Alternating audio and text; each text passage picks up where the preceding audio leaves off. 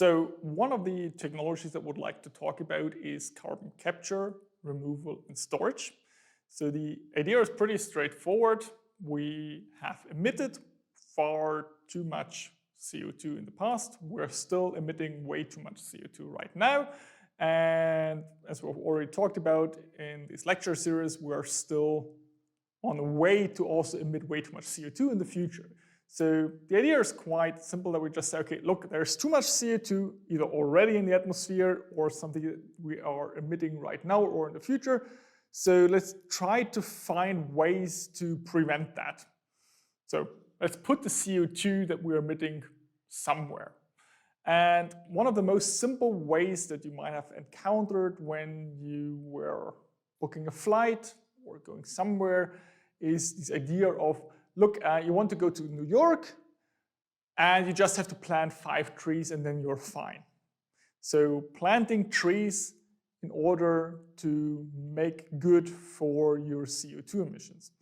And that sounds pretty reasonable. In high school or in elementary school, you learned that trees are taking CO2 or utilizing CO2. So planting a tree seems to be a reasonable solution.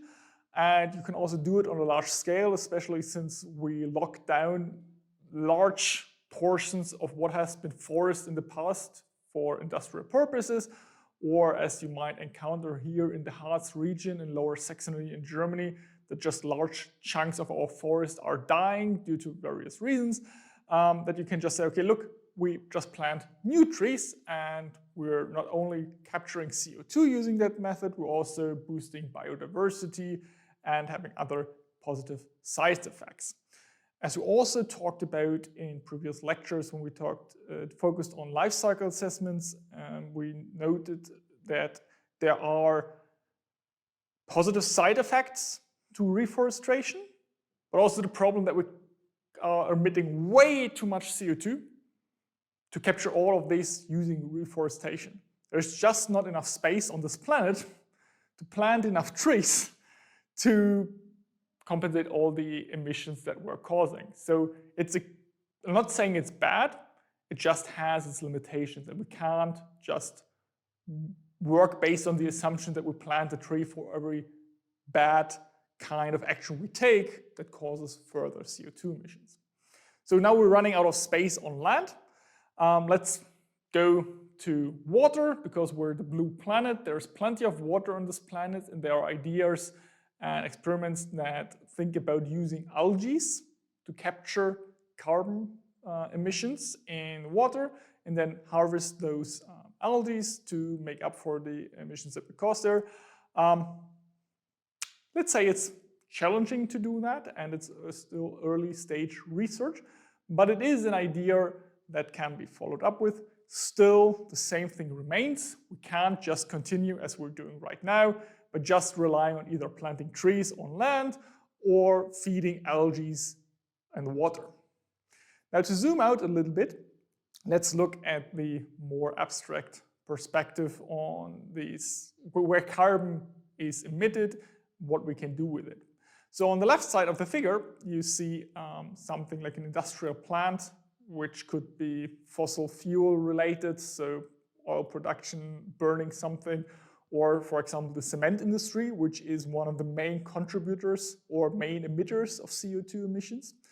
And you could, of course, capture the generated or the caused emissions right where they are caused, and then either store them right away or transport them to a storage facility, or you can transport or utilize them right away in some kind of a use case scenario. So the idea of using them for the synthetic fuels that can power cars is one of those ideas, but there are also further chemical processes where captured carbon could be used later on. But those are pretty much the main options that we have: capturing it right away, and then using it right away or transporting it to a use perspective, storing it right away or transporting it to a storage facility. Of course, just after not emitting them in the first place. Okay, let's say we miss this capture opportunity, then of course we can also try to capture them back from the atmosphere where we emitted them. So, which is probably something we have to do in the future. We emitted way too much CO2, it's already in the atmosphere, so let's try to capture it back. And there are various approaches to do that, which we do not want to detail too much in this lecture, because this is just not what we are the experts on. There are people way more knowledgeable about that. But the idea is mainly figuring out a process to capture them from the air and then storing them in some way or another, or utilizing them. One of those options is this direct air capturing of CO2, where you have large facilities where you, simplified of course, take air from the outside, put them to some kind of a filtration system, and out comes CO2-free air. And what you do with the CO2 that you captured, you could, for example, store it using so-called carbon mineralization, where you use basaltic rock formations to store CO2 underground. That works pretty well. The only problem is that you do not have basaltic rock formations everywhere on this planet. It also requires energy to do that. It's quite expensive to do that and a huge amount of work, but it is an option that you could do.